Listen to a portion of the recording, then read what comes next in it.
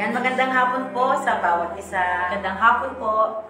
Ayan po, another Friday po ulit. At tayo po ay patuloy na mag-aral, manalangin sa Panginoon. At itong nakaraan week ulit ay nag-recap ulit po tayo ng ating mga natutunan doon sa camping. At alam po, ang bawat isa ay nasa puso po natin. At kailangan po natin ito ay maipamuhay, no, yung application po, madami na pong nai-remind sa atin, mga anointing na nakuha po natin, at ang kailangan po natin ay application. So, ibig sabihin po, kailangan nagmamanifest sa buhay natin yung mga natutunan natin sa camping. Amen po?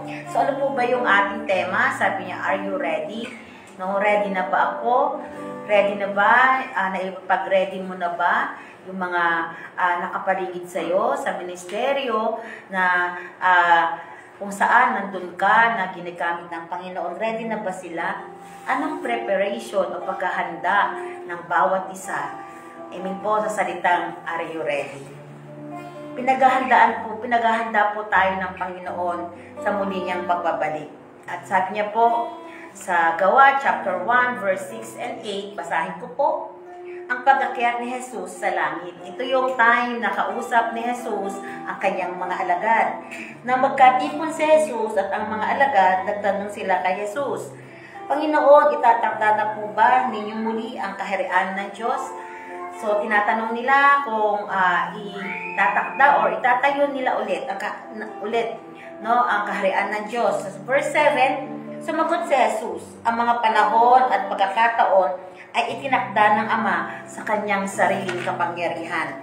At hindi kailangan pang malaman ninyo kung kailan iyon. So, ibig sabihin, anytime, hindi sinabi ni Jesus kung kailan yung kanyang muling pagbabalik. Pero sabi niya, may takdang panahon na ginawa ang Panginoon. Sa verse 8 po, subalit tatanggap kayo ng kapangyarihang pagbaba sa inyo ng Espiritu Santo at kayo'y magiging mga saksi ko sa Jerusalem, sa buong Judea at sa Samaria at sa hanggang sa dulo ng daigdig. Aakyat sa langit si Jesus, ngunit iniwan niya ang kanyang banal na espiritu. At yung banal na espiritu, ang dala-dala po natin, ang kapangyarihan para i-share ang salita ng Diyos, para tayo po ay maging saksi ng Judea, Samaria, Jerusalem, at ng buong daigdig. Kasama po tayo sa buong daigdig. Amen po. Kung nasaan ka ngayon, kung nasaan yung ministeryo mo, kung nasaan yung puso mo, ang sinabi ng Diyos, are you ready?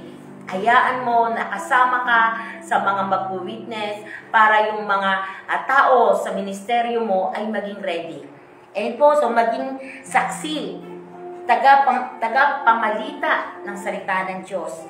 Yung bibig po natin, no, ay gamitin ng Panginoon para sa kanyang muling pagbabalik. Amen po. Ano po ba yung mga dapat natin sabihin? Ang pagbabalik ng Panginoon, una, kailangan kang maligtas para ikaw ay may sama sa muling niyang pagbabalik. Iniwan niya ang banal na espiritu sa bawat isa sa atin, no, bilang kapangyarihan at access po natin para maiyag ang salita ng Diyos upang masabi natin ang mabuting balita. Para maging handa tayo at yung nasasakupan ko ay ihanda din po na may impyerno kung hindi sila makikinig sa salita ng Diyos. Amen po. At ito po, may impyerno at may langit at babalik ang Panginoon. Ipaalam natin, no, sa kanila. Walang takdang oras. Walang panahon kung kailan darating ang Panginoon. Pero inuutos sa atin ng Panginoon. Ang rema po ay inutusan. No? May trabaho po ang Panginoon na pinapatrabaho ng Panginoon sa mga taga-rema. Ano po? Una po, syempre, salvation, no? Sa pananalangin ng iba't ibang wika. Amen po. At marami pa pong iba at alam po, ito po ay narinig po ng bawat isa sa atin. Maging masipag po tayo, application ang kailangan po natin. Maging ako po, amen po, na ibahagi ang salita ng Diyos para tayo ihanda ang muling pagbabalik ng Panginoon. Amen po. So, yun lamang po. At ito po si Pastora Ellie. Magandang gabi po sa bawat isa uli at yan po, sama-sama po tayo muli sa pagpupuri at pananalangin every Friday. Ayan po, patuloy pa rin po, no, nire-refresh pa rin po natin yung camp, no, at nararamdaman pa rin po natin. Ano po, kaya nire-review po tayo at marami pong re-remind ulit po sa atin. At nawa po yung anointing ng camp, yung mga tugtugan, yung mga naituro, ano po, at ngayon ay bilang review, paalala sa atin, ay patuloy pa rin na maranasan natin ang kapangyarihan ng Diyos, ano po, at yung anointing ng Panginoon na naranasan natin sa camp ay patuloy pa rin po natin na nararamdaman, ano po, at nawa po ay magpatuloy iyon sa magitan po ito ng pagcha-charge po natin sa pananalangin, ano po, at isa po ito sa mga natutunan natin, ano po, aalalahanin lamang yung ating pong divided seminar doon po sa ating pag-aaral sa Art of Prayer po, ano po, na continuation po ito, ano. At tunay nga po, sabi niya, meron tayong naaral doon patungkol sa kaningasan, ano po, ng pananalangin, yung pong pagnanais, yung desire, ano po, yung pagtatyaga, yung perseverance, intercession laban sa kasalanan, ano po, intercession laban para sa kaligtasan, at ang magitan po ng tinatawag na interceding body. Ano po, at ngayon po, ang aking tutukuyin po dito ngayon ay yung pagtsatsaga, perseverance. Ano po, inaalala po natin ngayon na ang pananalangin, no, sa magitan ng intercession na patuloy na tinuturo sa atin, ano po, sa Galatians 4:19, na tulad ng isang babaeng nanganganak, ano, tayo po ay mag-i-intercede dahil tayo po ay pinili ng Diyos, tayong mga nakakilala sa Kanya, na tayo ang mamamagitan, ano po, para sa mga nangangailangan ng kaligtasan. At sa magitan po, ano, ng kaligtasan ng mga tao, ay kailangan po natin ng pagtsatsaga, ano po. Sabi niya po sa Ephesians 6:18, na mapagsipanalangin kayo sa Espiritu sa lahat ng panalangin at daing sa buong panahon, at mga puyat sa buong katiyagaan, at daing na patungkol sa lahat ng mga banal. Tinutukoy po dito ay yung pagtsatsaga, yung perseverance po natin. Ano po?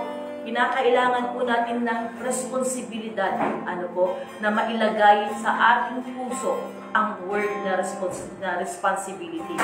Taking responsibility in the place of prayer, in one of the surest ways of experience in divine, sabi niya, in your assignment.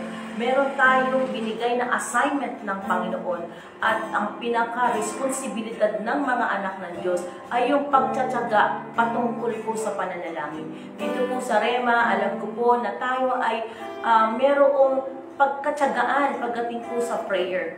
Pero ang sabi niya po rito, yung tiyaga ay wala po dapat tigil, merong tinatawag na bigatin. Yung tiyaga po ay kinakailangan maramdaman mo yung bigatin. Dahil sa bigatin na ito, dito po maliligtas ang mga tao. At hindi ka katulad ng mga testimony po natin na hindi ka po pwedeng, yung mga naririnig po natin mga testimony, hindi ka po pwedeng tumigil sa pagtatrabil mo o sa pag-intercede mo hanggat hindi mo nararamdaman yung peace, ano po, at hanggang dun sa pag-worship mo, hindi ka titigil dahil hanggat pag hindi mo ito ipinagpatuloy at kinat mo ang panalangin ito, maaring maraming pumunta sa impyerno o maaring may mangyaring masama doon sa inatasan sa iyo na dapat mong ipag-pray at tapusin ang pag-i-intercede sa magitan po ng panalangin. So, ibig sabihin, ang prayer of intercession, kailangan po natin ng pagtsatsaga. Pagtsatsaga ng mayroong pong bigatin, at kinakailangan dala-dala natin yung bigatin na yun. At inaatasan po tayo na responsible po talaga at dapat tayo. At sabi niya nga po, ang pagiging responsibility natin ay in the place of prayer. Nandoon sa pamamagitan ng panalangin. At kung tayo ay binigyan ng Panginoon ng assignment na kailangan mong ginising ka sa gabi, ginising ka sa madaling araw, o inatasan ka o kinonvict ka na kinakailangan manalangin, kinakailangan gawin mo po ito at kinakailangan tapusin mo ang bigatin na yan, ang daing na yan, kailangan mong tapusin upang maligtas ang mga tao, upang masalba ang mga tao sa kapahamakan. Amen po. Kaya isa po ito sa hinahabili ng ating Panginoon. Yung art of prayer, sa pag-intercede natin, patungkol po sa panalangin, kailangan natin yung word na tiyaga o pagtsatsaga. Kaya nga sinabi niya, buong tiyagaan at sabi niya rito, mga puyat sa buong katiyagaan. Nandoon po yung pagpupuyat. Kaya nga po, ang ating Panginoong Yesus, doon sa tatlo na kasama niya, na dapat na mananalangin, anong nangyari sa kanila? Natulog. Hindi po sila nagtiyagang manalangin. Amen po. At salamat sa Panginoon dahil siya po ay isang model natin o gagayahin natin na may katsagaan patungkol po sa pananalangin. Nire-remind po tayo sa magasin po natin, paalala, kailangan po natin sa pananalangin ay may katsagaan. Kasi po magbibigay ka ng oras, magbibigay ka ng effort, at magbibigay ka, ng yung puso mo ay kailangan merong bigatin na dala-dala mo na maipanganak ang kaluluwa. Wala pong mabuborn again na hindi na ipanganak. Amen po sa magitan po ng panalangin. Kaya maging matyaga lang po tayo sa pananalangin. Yan po ang nire-record sa atin. At handa ka na ba? Sa mga dapat na assignment na ibinigay sa iyo ng Diyos at hahanapin ito ng Panginoon sa atin. Nung ikaw ay nasa lupa, ano ang iyong ginawa?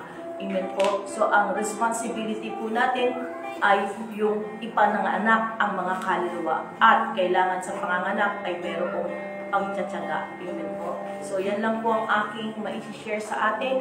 Paalala po yung sa napag-aralan natin sa Divided Seminar. Ngayon po ay samahan niyo po kami sa pagpupuri at pananalangin sa ating Panginoon. Praise the Lord. Tayo po'y manumbalik sa ating Panginoon. Pagpuri at pagsamba. Hallelujah. Thank you, Jesus. Nanunumbalik sa iyong paglingan. Dinadalangin ang iyong pagtanggap. Hinahanap ang iyong katwiran. Praise you, Jesus. Niyayakap ang iyong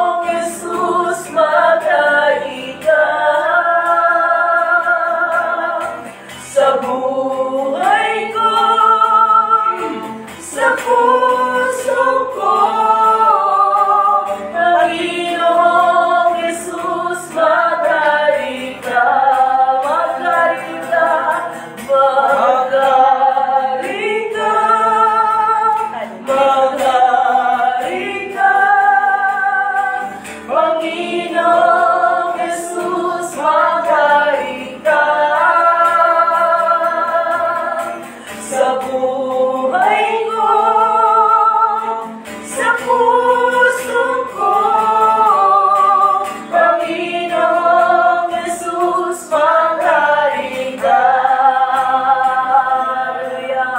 Maghari ka, maghari ka, Panginoong Jesus, maghari ka.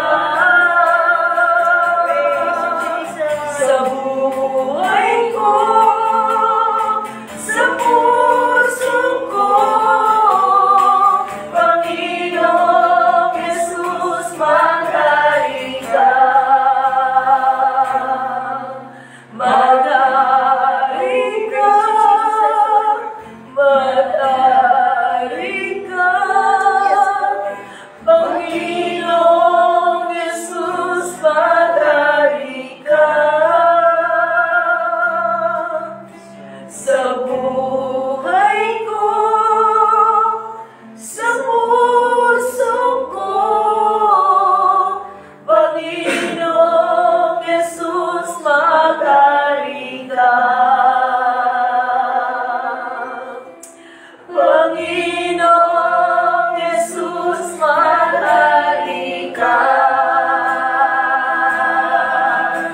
Panginoong Jesus, maghari ka. Hallelujah! Purihin kayo, Diyos.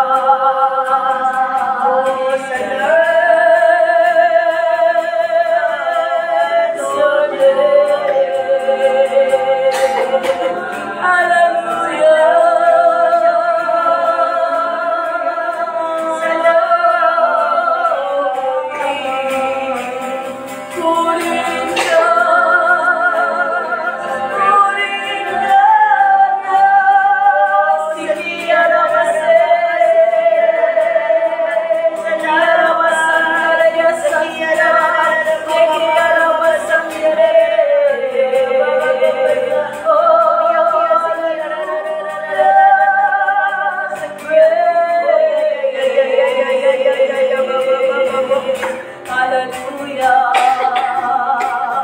Maghari ka, maghari ka, Panginoong Jesus, maghari ka. Sa buhay ko, sa puso ko, Panginoong Jesus, maghari ka. Maghari ka, maghari ka,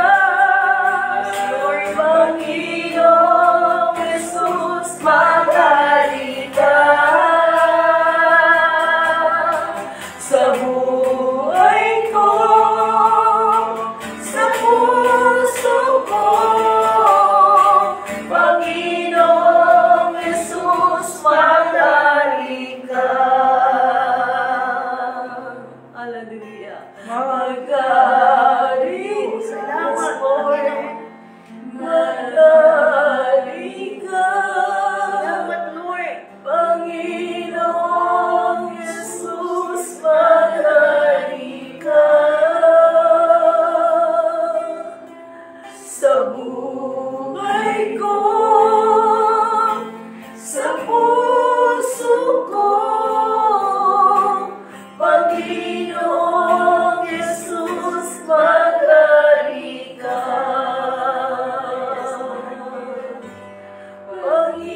Panginoong Jesus, maghari ka. Praise you, Jesus. Lord, hallelujah. Siya nga po, Panginoon, patuloy na kayo po ang maghari sa buhay po ng bawat isa, Panginoon, at sa bansang Pilipinas, Panginoon. Lord, tinataas po namin ito sa iyo sa pangalan po ng iyong anak na sa Jesus. Lord, hawakan niyo po, Panginoon, ang aming bansa, O Diyos. Pakialaman niyo po, Panginoon, ang aming bansa, O God. Itinudulog namin sa iyo, Panginoon, ang aming bansa sa pamumuno ng aming Presidente Marcos, O God, hanggang sa pinakamababang katungkulan. Huwag niyo po ngayon na makadesisyon sila, Panginoon, ng hindi tama, O Diyos. Ang dalangin po namin ay mabigyan niyo po sila ng talino, Panginoon, na makapagdesisyon, makapagplano, Panginoon, O God, na maikakalago, makakaunlad sa bansang Pilipinas, makakatulong sa bansang Pilipinas, sa mamamayang Pilipino, Panginoon. Sa lahat ng departamento, Panginoon, O Diyos, ng aming gobyerno, Lord, pakialaman niyo po ito, Father God. Nataas po namin ito sa iyo, Ama, sa pangalan po ng iyong anak na si Jesus. At ang kaligtasan spiritual, Panginoon, O Diyos, hallelujah, ng bansang Pilipinas, ang mga mayang Pilipino, pinawasak namin sa pangalan ni Jesus ang false religion, false doctrine, sa pangalan ni Jesus, katikasan ng puso, kawalan ng pananampalataya, sa pangalan ni Jesus. In Jesus' name. At patuloy na pinakakawalan, Panginoon, O Diyos, ang kaligtasan, O God, sa pangalan ni Jesus, O Lord. Shame and repentance, O God. Ang pagpapakumbaba, ang paghanap sa iyo, Panginoon, O Diyos. Abutin mo, Panginoon, ang mamayang Pilipino, Panginoon. At salamat sa kaligtasan, Panginoon. Salamat sa Panginoong Jesus na siyang binigay mo, na patuloy na nagbigay, Panginoon, ng buhay para sa ikaliligtas ng bawat isa, O Diyos. Kaya maraming salamat po, Panginoon. Tinataas po namin sa iyo, O Diyos, ang kaligtasan ng bansang Pilipinas, O Lord God. Lord, gayon din sa pangalan ni Jesus, winawasak namin ang anumang klase ng trahedya, kahirapan, kawalan, kasalatan sa bansang Pilipinas, lahat ng klase ng bagyo, lindol na makakasira sa bansang Pilipinas ay sinusuway namin ito sa pangalan ni Jesus. Hindi namin tinatanggap ito. Lahat ng mga distraction, lahat ng kaguluhan na ginabalak mo sa pangalan ni Jesus sa bansang Pilipinas ay sinusuway namin sa pangalan ni Jesus. Kayo rin ang mga bisyo, alak, sigarilyo, drug addiction, sa pangalan, illegal gambling, sa pangalan ni Jesus, ay winawasak namin. Hindi namin tinatanggap ito sa pamamayang Pilipinas, sa pangalan ni Jesus. Mga addiction, sa pangalan ni Jesus. In Jesus' name. At Lord, at walang pagkakaisa, sa pangalan ni Jesus ay binawasak din namin, sa pangalan ni Jesus. Ang pride, sa pangalan ni Jesus ay binawasak namin. Anger, hatred, na namumuo sa bansang Pilipinas ay binawasak namin in Jesus' name. At binawasak din namin ang sakit at karamdaman sa bansang Pilipinas, sa mga mamayang Pilipino. Lumayas kayo ng mga diseases, sickness and diseases. I rebuke you, I bind you in Jesus' name. Ano mga kasing kumakalat na sasakit ay binawasak namin sa pangalan ni Jesus, sa pangalan ni Jesus. At Lord, sa pangalan po na yung anak na si Jesus, O God, nagpapakawala po kami, Panginoon, O Diyos, hallelujah, ng protection ninyo sa bansang Pilipinas, Panginoon. Thank you for the good weather, Lord God, hallelujah.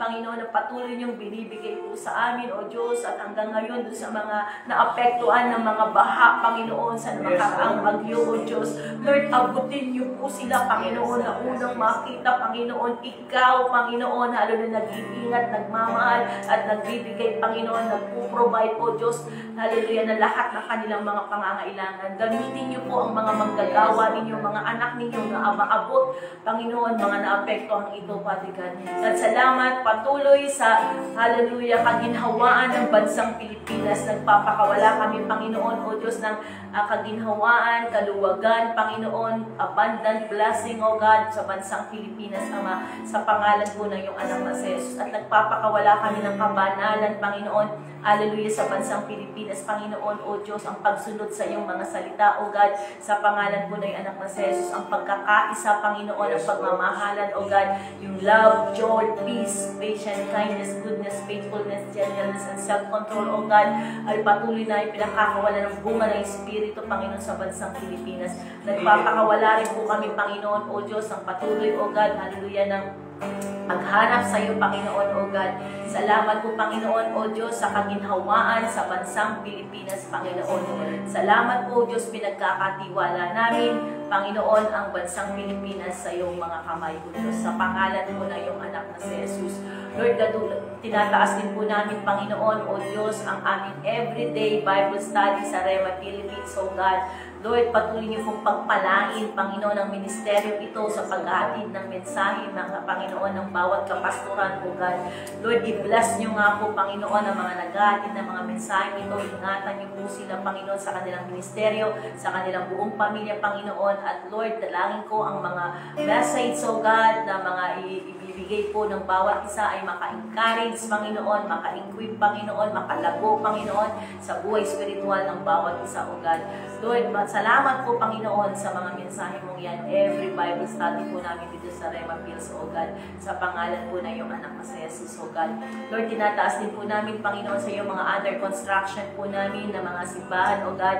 Lord, dalhin niyo po kami doon sa mga tinalaganin niyo, Panginoon, na para sa amin, Panginoon, ang mga kaluluwa, Panginoon, ang mga simbahan na yan, Panginoon, na mga under construction, papaligad, hallelujah. Dalangin po namin, Panginoon, O Diyos, na ingatan yung pagpalain at patuloy na i-provide rin po ninyo ang mga pangangailangan sa pag-abot sa mga simbahan na yan, sa pangalan po na yung anak na si Jesus. Lord, tinataas din po namin sa iyo ang mga kapatiran namin, O Diyos, na mga nasa abroad, Panginoon, O God, they are your ambassador, Lord. Ang dalangin po namin, Panginoon, sa kanilang Father God, patuloy niyo pong ingatan, pagpalain, at patuloy na mailagay sa kanilang puso, sa kanilang espiritu, Panginoon, na maihatid, may spread ang iyong salita sa magitan nila, Panginoon. At Lord, sa kanilang pamilya dito sa Pilipinas, ingatan niyo rin po, Panginoon, at during nandoon sila, ingatan niyo rin po sila, at yung joy na nagmumula sa iyo, ang patuloy niyo pong ipagkaloob sa kanila, Ama, sa pangalan po na yung anak Moses, walang malayo sa panalangin, Panginoon.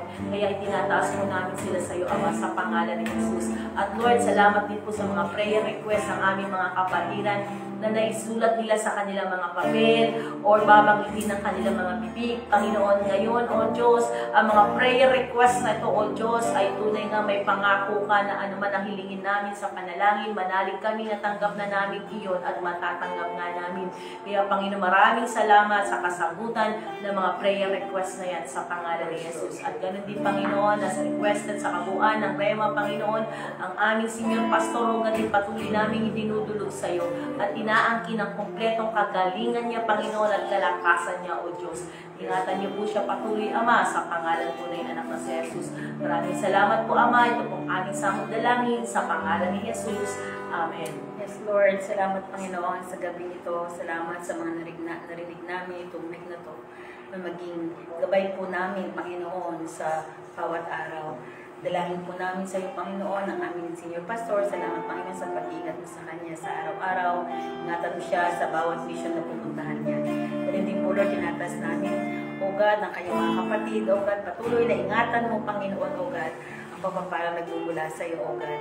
Ganun din po, Lord, tinataas namin ang aming mga leaders, O God. Patuloy mo, O God, na pagpipigil ng iyong pag-ibig, Panginoon. Bigyan mo kami, Panginoon, ang bawat leaders, O God, ng isang layunin sa iyong ministeryo pinagkatiwala. Salamat, Panginoon, sa pag-ibig, O God, sa gawain na ibigay mo sa mga puso nila, O God. Bigay mo, Panginoon, yung burden, O God, sa mga bawat desisyon, O God, na gagawin ng aming mga leaders ay mangyari sa iyo lamang, Panginoon. O God, nanggagalit ang kalooban mo ang lagi siyang maganap. Ingatan mo ang bawat leaders, O God. Bigay mo, Panginoon, kalakasan na nagmumula sa iyo. In-unite mo ang bawat leaders, O God. Bigay mo, Panginoon, ang mga mensahe na nanggagaling sa iyo lamang, O God. Kung paano, O God, na may ayos, Panginoon, ang ministeryong ito, O God. Patuloy, O God, na manumbalik, Panginoon, O God, yung pag-ibig, O God, yung unite mo ang bawat leaders, O God. Salamat, Panginoon, at ganan ng pulot natas namin ang mga pastors, ang mga workers, ang bawat membro ng simbahang ito, O God. Ang bawat nakikinig, Panginoon, ang bawat outreaches, O God. Ang bawat members, O Lord. Patuloy na tukunin mo ang kanilang mga pangangailangan. Higit na alam mo ang kanilang mga puso, ang kanilang mga pangangailangan, O God. Bigay mo, Panginoon, na lalo pang burden, O God, sa mga workers, sa mga pastors, sa mga members, O God. na patuloy, O God, na ibigay mo yung burden na nanggagaling sa iyo, Panginoon, sa mga kaluluwa na nangangailangan ng kaligtasan. Lord, tugunin mo mga pangailangan ng mga workers and pastors, O God. Nakikita mo yung mga personal na pangangailangan nila. Ingatan mo sila sa lahat ng aspeto ng kanilang buhay, O God. Lord, sa time na sila, Panginoon, ay marami katanungan, ikaw yung kasagutan. Sa time na nalulungkot sila, ikaw yung joy nila, Panginoon. Sa time, Panginoon, na dumadanas sila, O God, ng sakit, Panginoon, ikaw yung kagalingan nila. Lord, comfort mo ang mga workers, ang mga pastors. Bigay mo, Panginoon, papakawala ako, Panginoon, joy, Panginoon, sa paglilingkod. At burden palalo, Panginoon, sa mga kaluluwa, O God. Ganun din po, O God, tinatas namin ang mga miyembro namin, O God. Ang bawat miyembro, ang bawat simbahan, Panginoon, O God, na ikaw ang laging magbigay, Panginoon, O God, ng kabigatan, Panginoon, O Lord, sa bawat miyembro, O God, na magamit sa iyong upasan, Panginoon, ang mga miyembro, O God. Patuloy mong ibigay yung burden, Panginoon, O God, upang magkaroon, O God, ng lalo pa na ikalalabo, Panginoon, ang ministeryong ito. Ganun din po, Lord, tinatas namin ang mga Hallelujah, Lord, ng mga magulang, Panginoon, relatives o pamilya, Panginoon, ng mga workers, mga pastors na nag-full-time. Lord, nakikita mo yung pangangailangan nila, Panginoon, ng mga buong pamilya nila. Hindi maiklan yung kamay para ito ay hindi maabot, O God. Ikaw yung God o provider nila, Panginoon, O God. Patunayan mong ikaw ang Diyos, Panginoon, O God. Na Lord, yung pabor na nanggagaling sa iyo, O God, para sa mga anak nila, O God, na ibinigay ang buhay para sa iyo, O God. Ganun din po, Lord, tinataas namin ang bawat miyembro, Lord. Salamat sa kagalingan, sa lahat ng may sakit ngayon. Salamat sa kagalingan, Panginoon. Sa lahat ng kawalan, Panginoon. Salamat kasi meron sila, Panginoon. Lord, salamat, Panginoon, sa kasagutan, sa lahat ng sitwasyon na hindi nila alam ang sagot, pero ikaw ang kasagutan, Lord. Lord, ikaw yung buhay ng bawat isa sa amin, Panginoon. Ikaw yung lakas namin, Lord. Ikaw yung pinagkukunan namin ng kawalan namin.